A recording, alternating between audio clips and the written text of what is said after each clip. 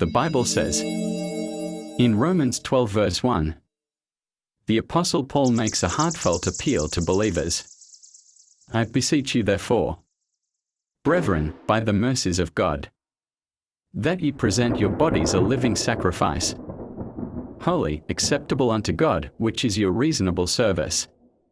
This single verse encapsulates the essence of Christian discipleship, a life wholly surrendered to God. In response to his overwhelming mercy, Paul begins with the word beseech, expressing not a command, but a passionate plea.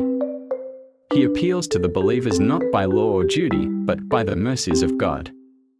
This phrase points back to the previous chapters of Romans, where Paul unfolds the gospel of grace, salvation, justification, and adoption into God's family. The mercy of God becomes the foundation and motivation for everything that follows. He then urges believers to present your bodies a living sacrifice. In the Old Testament, sacrifices were offered on altars, dead animals given to God as a sign of devotion or atonement. But Paul redefines this concept. Instead of a dead offering, God desires a living sacrifice, a life actively given over to Him in every moment, every decision, and every action.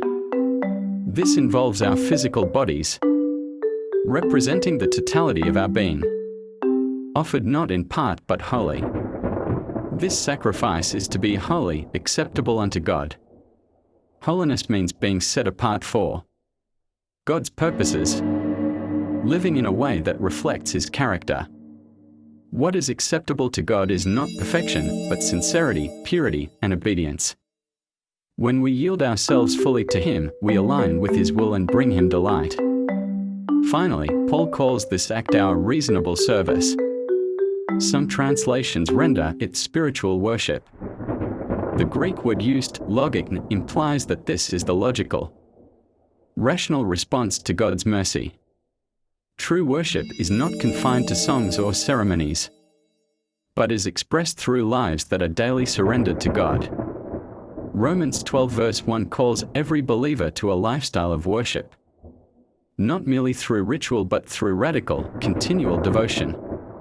It is an invitation to live sacrificially, not out of obligation, but out of love for the one who gave everything for us.